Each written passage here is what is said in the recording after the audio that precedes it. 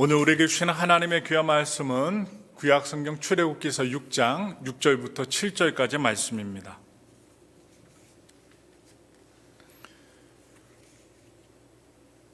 구약성경 출애굽기 6장 6절부터 7절까지 말씀을 우리 다 같이 한마음 한뜻으로 함께 봉독하겠습니다. 읽겠습니다. 그러므로 이스라엘 자손에게 말하기를 나는 야훼라 내가 애굽 사람의 무거운 짐 밑에서 너희를 빼내며 그들의 노역에서 너희를 건지며 편팔과 여러 큰 심판들로서 너희를 속량하여 너희를 내 백성으로 삼고 나는 너희의 하나님이 되리니 나는 애굽 사람의 무거운 짐 밑에서 너희를 빼낸 너희의 하나님 야훼인 줄 너희가 알리라. 아멘. 우리 함께 읽은 출애굽기 6장 6절부터 이 7절의 말씀을 통해서 빼내고 건지며 속량하시는 하나님이라는 제목으로 은혜 말씀 나누겠습니다. 창세기 이어서 이 출애굽기는 하나님의 백성이 어떻게 구원을 받는지에 대하여 이르는지에 대해서 그 여정을 보여주는 책입니다. 하나님께서 인도하시는 여정, 그런 구체적인 이야기가 출애굽기 그 말씀 가운데 나옵니다. 오늘 본문에는 특별히 하나님이 이스라엘 백성들을 구원하시는 과정이 네 가지의 단어로 아주 명확하게 드러나고 있습니다. 빼내다, 건지다, 속량하다. 결국에는 이 세 가지 단어가 어디에 집중이 되느냐? 하나님의 백성을 삼으시기 위한 하나님의 인도하심의 여정이라는 것입니다. 그리하여 우리는 성도님들의 구원에 있어서 하나님의 그 역사하심, 행동하심이 어떻게 나타나는지 이 세 가지의 단어를 또한 삼다까지 네 가지의 단어를 통해서 함께 은혜를 나누고자 합니다. 애굽이라는 현실에서 노예로 살아가던 200만 명의 그 민족이 애굽이라는 나라를 빠져나오는 데는 엄청난 힘이 필요했고 하나님의 손길이 필요했습니다. 그 당시 당대 최고의 제국이었던 애굽, 그 애굽이란 나라의 최고의 권력자 바로 바로가 이스라엘을 붙들고 버티고 있었기 때문입니다. 신과 같은 존재입니다. 바로 그러한 지도자가 제국이 이스라엘을 누르고 있었고 압제하고 있었습니다. 이러한 상황에서 하나님은 출애굽의 계획을 모세에게 알리십니다. 여러분 분명히 기억하세요. 하나님이 우리에게 미리 알려주십니다. 말씀을 통하여, 꿈을 통하여, 계시를 통하여 우리에게 미리 알려주시는 하나님. 오늘 말씀 봅니다. 출애굽기 6장 1절의 말씀입니다. 야훼께서 모세에게 이르시되 이제 내가 바로에게 하는 일을 내가 보리라. 강한 손으로 말미암아 바로가 그들을 보내리라. 강한 손으로 말미암아 바로가 그들을 그의 땅에서 쫓아내리라. 아멘. 오랫동안 하나님은 잠잠하셨습니다. 하나님이 가만히 계실 때가 있습니다. 우리가 아무리 기도를 해도 응답이 아니 들릴 때가 있습니다. 심지어 개꿈조차도 못 꿀 때가 있습니다. 하나님이 잠잠하셨는데 그 하나님께서 이스라엘 백성들을 위해서 일하기 시작하십니다. 여러분 하나님이 일하실 때는 사람들이 깜짝 놀랍니다. 그러한 일이 어디에 일어납니까? 애굽에 일어났습니다. 하나님은 모세에게 무엇이라 말씀을 하시느냐? 나는 옛날 성경에는 여호와, 우리가 읽는 성경은 야훼라고 하죠. 나는 야훼라고 자신을 알려주십니다. 하나님의 이름을 알려주시는 거예요. 야훼는 행동하시는 하나님, 하나님께서 말씀하신 것을 이루시는 하나님, 성취하시는 하나님이라는 것입니다. 그래서 아브라함과 이삭과 야곱에게 하나님은 약속을 주셨어요. 바로 약속하신 하나님이신데 아브라함과 이삭과 야곱이 하나님의 약속을 받았으나 그 약속의 성취를 보지는 못했습니다. 그리고 죽었습니다. 하나님은 이제 그 조상들에게 하신 약속을 성취하시기 위하여 모세에게 하나님 그 자신을 야훼라고 계시하셨습니다. 야훼 하나님, 즉 하나님과의 언약을 여러분 한 아브라함의 그 아브라함과 한 하나님의 언약을 하나님이 이루시기 위하여 하나님께서 기억하시고 그것을 이제 실행하시려는 하나님의 행동이 네 가지의 단어로 나타나고 보여지고 실행됩니다. 첫 번째 단어를 한번 볼까요? 바로 빼내다입니다. 빼내다. 우리 그 말씀 봅니다. 출애굽기 6장 6절의 상반절의 말씀 함께 읽겠습니다. 내가 애굽 사람의 무거운 짐 밑에서 너희를 빼내며. 하나님이 빼내신대요. 어디서 빼내느냐? 명확히 나옵니다. 애굽 사람의 무거운 짐 밑에서 너희를 빼내겠다. 하나님 말씀하셔요. 바로는 이스라엘 백성들이 하나님의 축복을 받아 그 약속대로 번성하고 번성해지자, 여러분 강성해지자 그들을 노예로 삼았습니다. 그냥 평범한 백성들인데 애굽에 좋은 영향을 끼쳤던 요셉의 후손들인데 그들을 여러분 지배하기 위하여 그들을 강제로 노예로 만들었습니다. 감독들을 그들 위에 세우고 그들에게 무거운 짐을 쥐어서 괴롭게 만들었습니다. 우린 누구나 자발적으로 일하는 것, 청소하는 것, 그리고 행하는 것을 좋아하지 남이 우리에게 강제로 시켜서 일하는 것 어느 누구도 하기 싫어합니다. 그런데 이스라엘 자손들은 바로 억지로 고된 노동을 행함으로 말미암아 탄식하고 신음하게 되었습니다. 하나님은 그들의 고통 소리, 신음하는 소리를 들으시고 아브라함에게 세운 그의 언약을 기억하셨습니다. 여러분 주의하십시오. 힘들고 어려울 때 하나님 앞에 가정에서 교회에서 여러분들이 사는 삶의 현장에서 신음하며 고통하며 하나님께 드리는 그 기도를 하나님은 분명코 들으신다는 거예요. 목회자만 들은 게 아니라 모든 성도들 예수님을 의지하고 고통과 신음 속에서 하나님 도와달라고 간절히 부르짖는 그 기도를 외면치 않고 들으신다는 거예요. 그 들으시는 내용이 어디 나옵니까? 바로 이 출애굽기서에 나옵니다. 하나님은 이스라엘 백성들의 고통 소리를 들으시고 아브라함에게 세운 그의 언약을 기억하셨습니다. 바로 기억하시는 하나님이 이제 행동하기 시작하십니다. 하나님은요 가만히 계시는 분이 아닙니다. 돌부처처럼 가만히 앉아서 움직이지 않는 분이 아니라 움직이시는 하나님이세요. 그러므로 우리의 인생과 역사의 희망은 이처럼 움직이시고 기억하시는 하나님께 있다는 사실이에요. 애굽 사람의 무거운 짐은 여러분 사람을 노예로 만듭니다. 그리고 노예로 살게 하는 그런 시스템을 갖고 있습니다.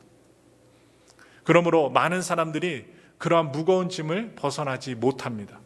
노동의 짐, 죄의 짐, 그 밑에서 사람들은 기쁘고 행복하게 사는 것이 아니라 신음하며 산다는 것입니다. 이러한 시스템에 잘 적응하며 사는 사람들 있지요. 그 문제 가운데 허우적거리는 사람들입니다. 차라리 하나님 앞에 힘들다고 탄식하며 하나님을 찾는다면 하나님께서 행동하실 텐데, 그래서 우리는 하나님 앞에서 어떠한 자세로 살아야 되는가? 약할 때 강함을 주시는 하나님, 그 하나님을 믿고 약함을 자랑하고, 또한 약할 때 주님 그 말씀을 의지하고 예수 그리스도의 십자가를 마음에 두고서 주님을 의지하는 그 약함으로 사셔야 됩니다. 여러분 강한 사람은요 부러집니다. 건강하다고 자랑하는 사람은 어느 순간에 고꾸라집니다. 그래서 우리 앞날과 우리의 삶은 자랑할 것이 아니요 우리의 약할 때 강함을 주시고 우리를 이끌어 주시는 하나님 앞에 정말로 내가 약하오니 하나님 도와주시옵소서, 이런 약함의 은혜로 주님의 믿음으로 살아야 됨을 여러분께 말씀을 드리면서 하나님의 행동을 나타내는 두 번째 단어가 나와요. 동사입니다. 건지다. 빼낸 다음에 또 건진답니다. 출애굽기 6장 6절 중반절의 말씀 함께 읽겠습니다. 그들의 노역에서 너희를 건지며. 바로 출애굽의 목적은, 애굽에서 나오게 하는 목적은 이스라엘을 하나님을 섬기는 백성으로 세우는 것입니다. 이스라엘은 애굽에 머물며 바로의 압제 아래서 고된 노동으로 신음해야 할 존재가 아니었습니다. 그들은 바로 하나님께서 약속하신 땅에 들어가서 하나님을 섬겨야 하는 존재요 백성이었습니다. 여러분과 저도 마찬가지예요. 하나님을 믿기 전에 세상의 구습을 따라 많이들 살아왔습니다. 세상의 것이 좋아서 살았습니다. 물질이 좋고 세상의 신들을 섬기며 살았습니다. 그러나 하나님께서 우리에게 우여곡절을 주시고 문제를 주심으로 말미암아 피눈물도 흘리게 하시고 아픔도 느끼게 하시고 교회 교자도 몰랐던 사람들에게 교회 오게 하시고 하나님의 말씀을 알게 하시는 그 뜻이 무엇인가? 하나님의 백성으로 세우시기 위함인 것입니다. 그래서 우리가 과거에 겪었던 아픔과 고통을 부정적으로만 생각하지 마시고 하나님께로 이끌기 위한 하나님의 계획과 하나님의 행동하심이었다 생각하며 마음이 포근해질 것입니다. 즉 이스라엘 백성들은 노동하는 존재가 아니었습니다. 바로 예배하는 존재였습니다. 여러분과 저도 하나님께 예배하는 존재이기 때문에 여러분 6일까지 열심히 일하고 7일째는 아침에 열심히 닦고 일어나서 교회에 찾아와 예배를 드리는 존재가 된 것입니다. 여러분 이 예배를 노동으로 생각하지 마세요.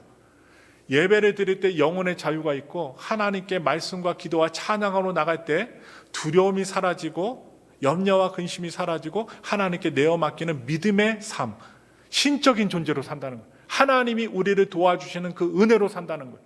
그 은혜를 모르면 이 시간이 노동의 시간이요, 마이너스 되는 시간이요, 차라리 돈을 벌면 더 좋은 시간인데 왜 예배를 드리느냐, 이런 헛소리를 하게 됩니다. 우리는 그렇지 않기 때문에 예배드리는 존재로 주님 앞에 나와 있습니다. 예배하는 자, 그것이 하나님의 나라의 백성의 정체성이라는 것을 말씀을 드리면서 하나님은 이스라엘을 예배하는 백성들로 세우시고자 그들을 애굽의 그러한 어둠의 상황에서 건져내셔야 했습니다. 바로 건지다.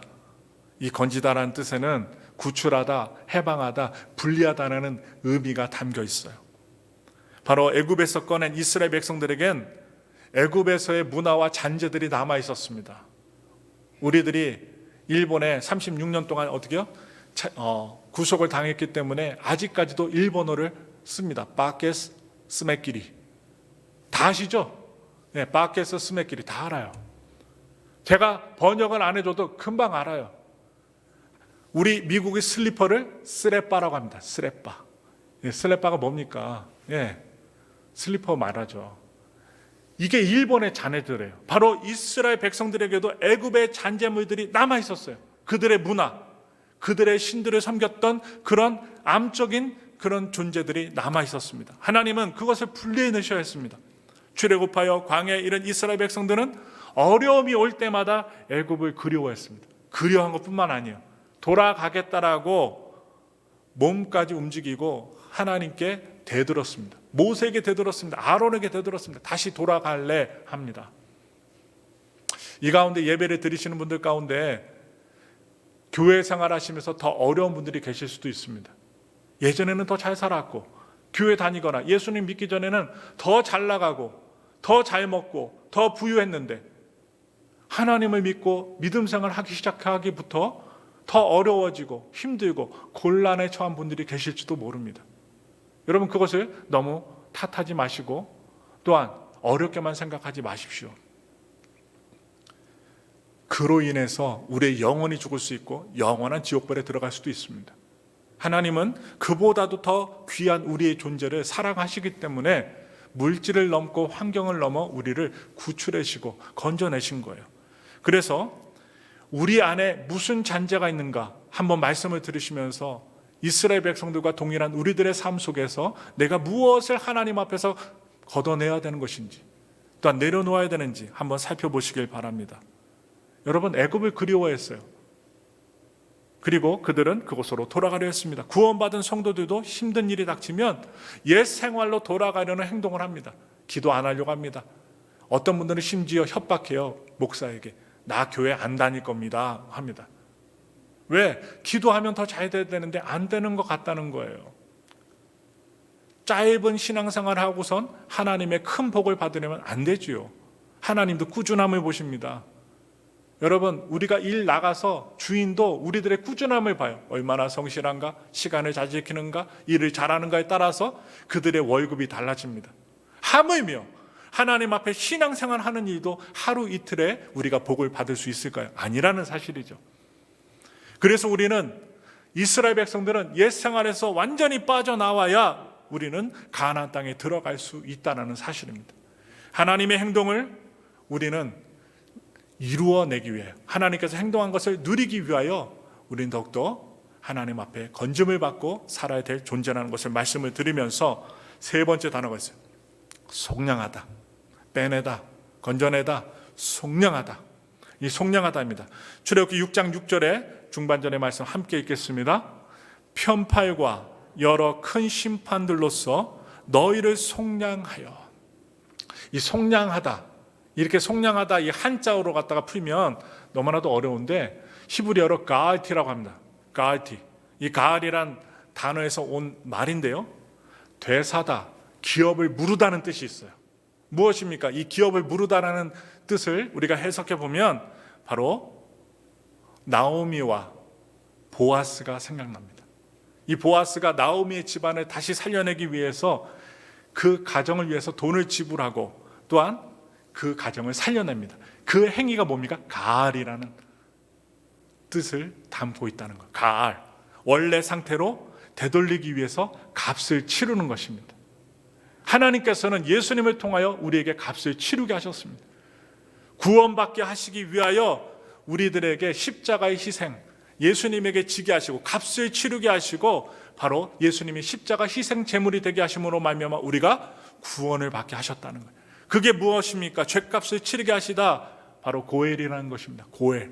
보아스가 나오미의 가정을 위해서 고엘이라는 사람이 되었어요. 고엘. 바로 우리를 속량하시기 위해 고엘이 되신 바로 예수님을 보아스가 나타내 보여주고 있고, 또 우리 또한 그 예수님의 은혜로 인해서 오늘 구원받은 자로서 오늘 이 자리에 은혜 받는 귀한 예배 자리에 앉아 있다는 사실이에요.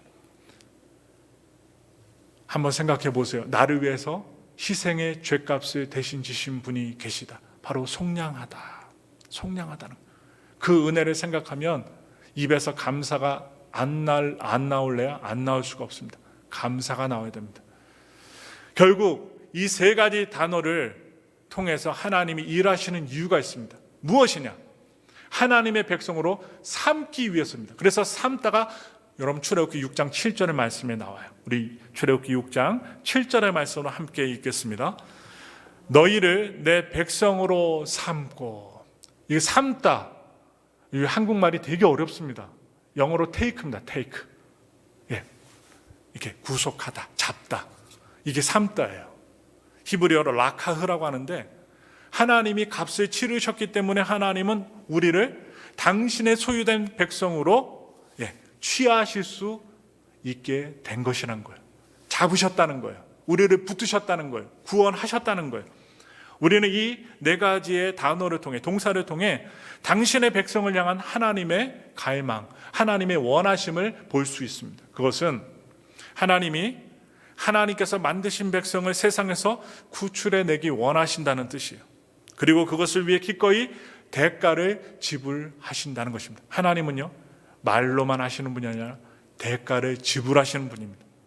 또한 당신의 백성을 온갖 사로잡힌 것에서 빼내 오직 하나님 한 분 외에는 그 어떤 것에도 소유가 되는 것을 원치 않으신다는 것을 오늘 말씀을 통해서 배울 수 있습니다. 하나님의 백성이 되길 원하세요. 세상의 백성, 마귀의 구속을 받은 사람들, 그런 사람들이 되길 원하시지 않는다는 것입니다. 하나님은 이 자신의 열망을 모세를 통해 이스라엘 백성들에게 전달하셨어요. 말씀하셨습니다. 그런데 그 하나님의 마음이 잘 전달되지 않습니다. 왜 그럴까요? 이유가 있습니다. 출애굽기 6장 9절의 말씀에 그 이유가 나옵니다. 함께 출애굽기 6장 9절의 말씀 읽겠습니다. 모세가 이와 같이 이스라엘 자손에게 전하나 그들이 마음의 상함과 가혹한 노역으로 말미암아 모세의 말을 듣지 아니하였더라. 지금 이스라엘 백성들은 애굽의 바로가 시키는 가혹한 노역으로 인해, 노동으로 인해서 마음이 상해 있었습니다. 오늘도 예배를 들으실 때 조는 분들이 계실 수 있고요, 피곤한 분들이 계실 수 있어요. 왜 그럴까요? 몸이 너무 노동을 많이 해서 말씀을 들을 수 있는 건강이 없는 거예요. 정신이 없는 거예요. 이스라엘 백성들이 그랬어요. 가혹한 노역으로 인해서 마음이 상해 있었습니다. 특별히 교회를 다니면서 신앙생활 하시면서 말씀이 안 들어올 때가 있어요. 어느 때일까요? 마음이 상했을 때. 마음이 상하면 아무리 친한 친구가 옆에서 이야기를 한다고 해도 들리지 않습니다. 그냥 하늘의 허공에 치는 소리로밖에 들리지 않습니다. 마음에 와닿지 않아요. 감동되지 않아요. 그래서 오늘 이 시간 우리 성도님들은 찬양과 기도와 말씀과 하나님께 예배를 드리면서 이 고된 몸 치유를 받고, 또한 마음이 상한 것 예수님의 보혈의 피로 씻음 받아서 여러분 상함이 회복되셔야 됩니다. 일상이 힘겨운 현실에 매몰되어 이스라엘 백성들은 자신들을 위한 하나님의 행동에 대해 관심을 기울이지 못했습니다. 특별히 너무나도 가난하면, 너무나도 핍절하면 교회에 나와서 예배 드릴 수 있는 여유가 없습니다. 왜? 마음의 여유가 없죠. 그래서 하나님은 직접 행동하시기 시작합니다. 오늘날 살아가는 시간에 쫓기고 물질에 쫓기고 환경에 쫓기는 사람들에게 하나님은 역사하실 것입니다. 바로 이스라엘 백성들에게 행동하시며 역사하셨기 때문입니다. 그것이 바로 10가지 재앙으로 나타났습니다. 10가지 재앙 중에 몇 가지만 말씀을 드리면서 말씀을 마무리하겠습니다. 첫 번째 재앙은 나일강을 피로 변하게 하신 것입니다. 저도 애굽에 이집트에 가서 나일강을 봤는데요, 얼마나 큰지 몰라요. 생명수의 강입니다. 나일강은요, 애굽 사람들에게는 생명의 근원이었습니다. 물이 없으면요, 우리 엘파소처럼 사막됩니다. 조금만 나가봐도 선인장이 피는 사막이 되는 거예요. 이파리가 말라 비틀어져서 가시가 되듯이 물은 필요하다는 것입니다. 그렇기 때문에 이스라엘 백성들과 애굽 사람들, 바로 이 강을 신으로 숭배했습니다. 왜 신으로 섬겼느냐? 생명수 강을 갖다가 신격화한 것이죠. 에스겔서에 이런 말씀이 있어요. 신격화한 그 내용의 말씀이 나옵니다. 에스겔서 29장 3절의 말씀 믿음으로 읽겠습니다. 너희는 말하여 이르기를 주 야훼께서 이같이 말씀하시되 애굽의 바로 왕이여 내가 너를 대적하노라. 너는 자기의 강들 가운데 누운 큰 악어라. 스스로 이르기를 나의 이 강은 내 것이라. 내가 나를 위하여 만들었다 하는도다. 큰 악어와 같은 바로 왕이 자신이 이 강을 만들었대요. 어찌 죽을 수밖에 없는 그 유한한 인간이 어떻게 하나님처럼 창조주처럼 강을 만들 수 있겠습니까? 하나님 앞에 엄청난 하나님의 마음을 아프게 하는 말이죠. 나일강은 다름 아닌 신격화된 바로의 소유이자 그 자신을 상징하는 것이었습니다. 그래서 하나님은 그것을 피로 변하게 하심으로, 푸는 물이 아니라, 생명의 물이 아니라 피로 변하게 하심으로 바로의 정체를 드러내십니다. 그가 생명의 근원이 아니라 피의 근원이라는 거예요. 폭력을 행사하고 사람을 죽이고 멸망시키는 폭군에 불과하다는 것을 하나님은 물이 피로 변하게 하심으로 알리십니다. 또한 머리가 개구리 형상인 이집트의 신이 있었어요. 헤게트 신입니다. 헤게트 신은 두 번째 재앙으로 나타나는데 개구리 재앙으로 나타납니다. 이 나일강이요, 범람을 하면 옆에 있는 땅에 물이 들어가서 웅덩이가 생기죠. 바로 그 웅덩이에서 개구리가 자랐다고 합니다. 그래서 엄청나게 개구리들이 울었어요. 이 개구리의 등장은 곧 풍성한 수확을 상징합니다. 개구리가 울면, 또 개구리들이 많아지면 풍성한 수확을 만든다는 것을 애굽 사람들은 신격화하여 섬겼던 것입니다. 그래서 애굽인들은 개구리의 모습을 한 헤게트 신을 섬겼습니다. 그러나 나일강이 피로 변하자 바로 개구리들이 애굽 땅으로 올라오기 시작합니다. 누가 하신 거예요? 하나님이 행하셨어요. 바로 왕의 침실과 온 백성들의 지방까지 개구리들이 들어가서 애굽 사람들을 괴롭힙니다. 얼마나 힘이 들까요? 그들이 숭배했던 신이 그들을 괴롭히는 신이 된 것입니다. 하나님은 그렇게 만드셔요. 그리하여 두 번째 재앙 역시 헛된 우상들을 숭배하며 살아가는 애굽의 실체를 하나님은 폭로하셨고 그리고 떠나라 하신 것입니다. 세 번째 재앙이 나옵니다. 애굽 땅의 티끌이 바로 이로 변하는 재앙입니다. 저도 어렸을 때 머리에다 무슨 가루를 뿌리고 했던 기억이 조금 있습니다. 우리 성도님들 중에 옛날에 이가 서말이라서 어떻게 해요? 옷 벗고 엄마 아빠와 함께 이를 터뜨렸던 기억이 있으신가요? 요즘 어린 친구들은 모르겠죠. 저도 기억이 잘 안 나는데. 여러분, 땅의 티끌이 이로 변합니다. 얼마나 많은 이가 생겼을까요? 먼지가 다 이로 변했다고 생각해 보세요. 끔찍하죠? 이렇게 사람의 피, 가축의 피를 빨아먹는 이가 가축에 달라붙어 물어뜯었습니다. 제가 얼마 전에 루이지애나에 갔는데요. 출장을 작년에 갔습니다. 갔는데 침실에 갔는데요. 어느 목사님과 함께 잠을 자려고 이불에 딱 들쳤더니 뭐가 보이는 거예요. 예, 뭐가 보이기 시작합니다. 예, 사람 물어뜯는 게 뭐죠? 벌레가 이렇게 있더라고요. 그래서 방을 바꿔달랬어요. 방을 바꿔달라. 근데 저희 방만 그런 게 아니라 딴 방도, 딴 분이 계시는 방도 무엇인가 이가 나와갖고요. 다시 방을 바꾸는 해프닝이 있었습니다. 오늘날에도 이가 있어요. 이가 있습니다. 그런데 사람들에게 달라붙어서 물어뜯으니 얼마나 괴롭겠어요? 바로의 요술사들도 마술로 이를 만들고자 노력했습니다. 그런데 만들지 못하자 바로 왕에게 마술사들이 뭐라고 얘기하느냐? 이는 하나님의 권능이니이다 라고 인정합니다. 하나님의 권능으로 이루어진 재앙들은 분명 애굽 사람들을 벌하는 도구였습니다. 그러나 이스라엘 백성들에게는 이 재앙들이 애굽의 실체를 알게 하는 하나님의 계시였다는 거예요.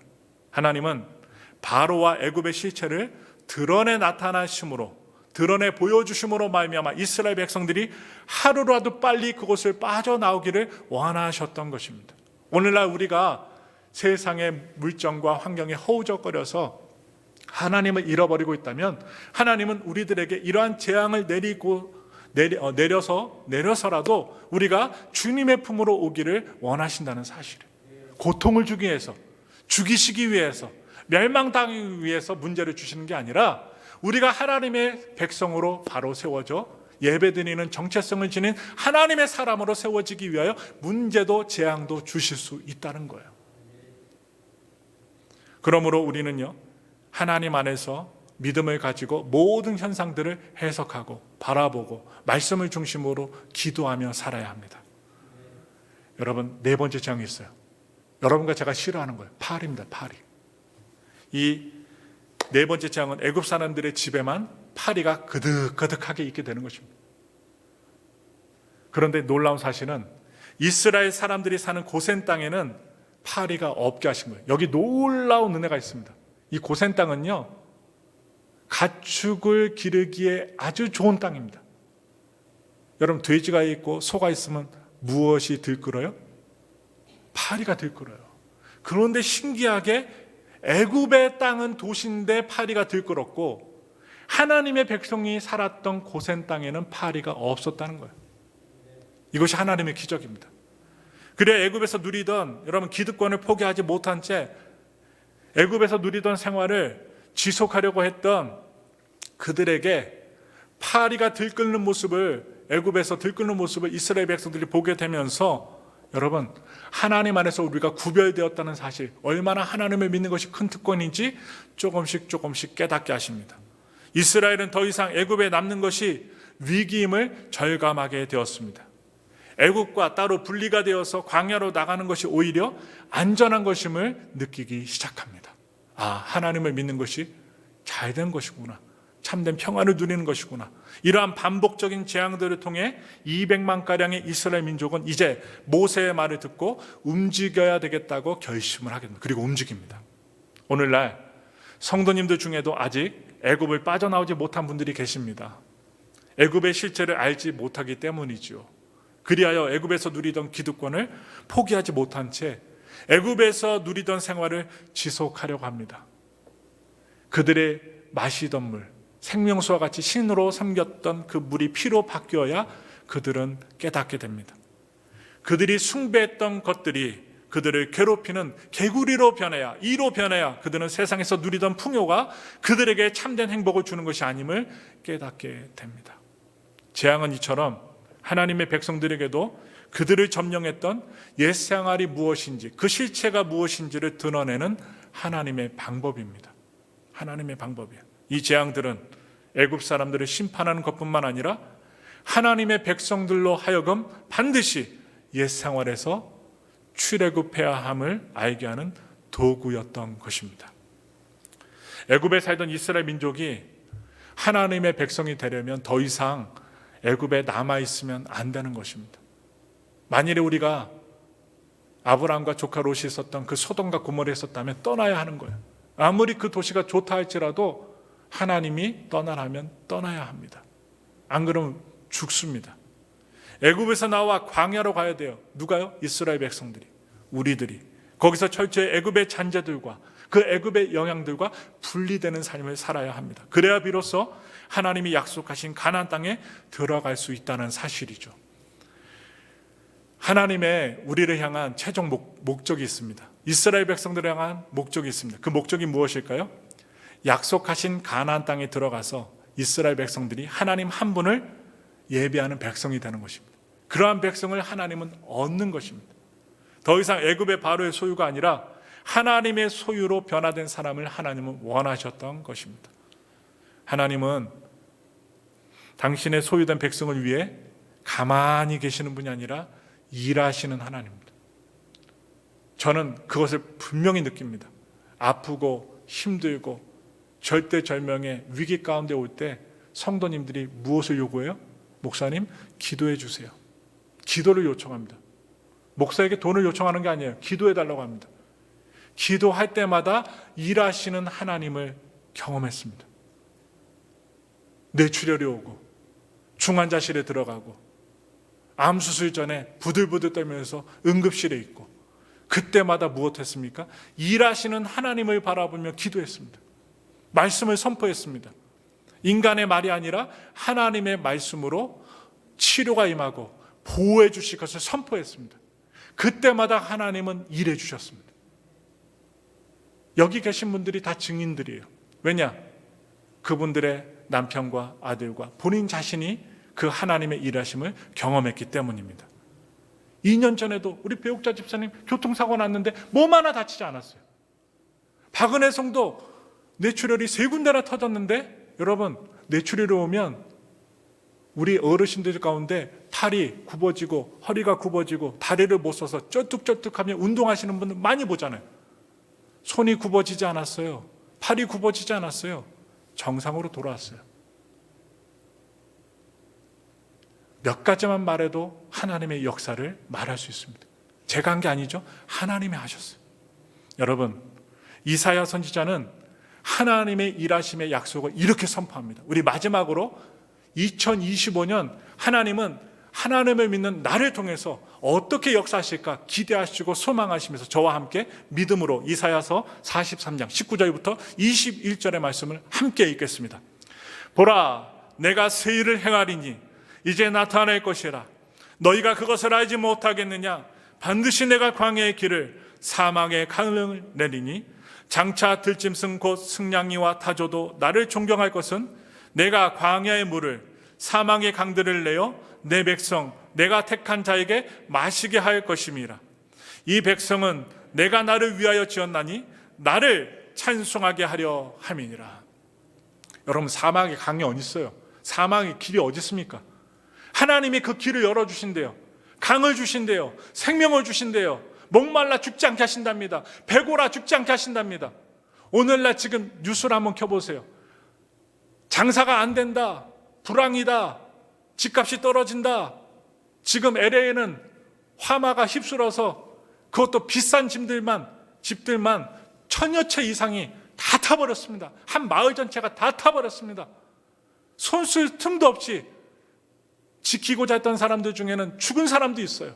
끝까지 자기 재산을 지키고자 물을 뿌렸는데 너무나도 화마가 크게 닥쳐오니까 너무나도 안타깝게 죽임을 당한 사람도 있습니다. 아무리 거대한 성과 같은 집이라 할지라도 자연의 불길이 다가오자 그 누구도 꺼트릴 수 없고 막을 수가 없었던 것입니다. 우리의 인생이 그렇습니다. 내가 지키고자 하면 안 지켜집니다. 그러나 하나님이 지켜주시고 보호해 주시면 보호받을 수 있습니다. 아무리 사람들이 죽는다 해도 하나님이 너 산다 하면 산다는 것입니다. 그때 우리는 믿음을 가진 하나님의 백성된 자로서 하나님의 약속을 믿고 2025년을 살아가십시오. 아무리 주변에서 뭐라고 할지라도 기도하며 말씀을 나갈 때 내가 너를 지키리라, 너에게 길을 내어주겠다, 생명수의 강을 주겠다 하시면 믿으십시오. 하나님은 일하시는 하나님입니다. 이 교회도 마찬가지고 여러분들의 가정도 마찬가지고 저의 몸과 여러분들의 몸까지 하나님이 만져주시면 그 악한 질병도 떠나갈 줄 믿습니다. 우리의 삶 속에서 새 일을 행하시는 하나님을 기대할 수 있다는 것이죠. 우리는 애굽의 바로가 나의 주인이 아니라 오직 하나님 한 분의 소유가 되어서 믿음으로 살아가야 하는데, 하나님께서 올 한 해 새 일을 행하시도록 하나님의 백성으로 살아가는 우리 모두가 되시기를 예수님의 이름으로 축원합니다.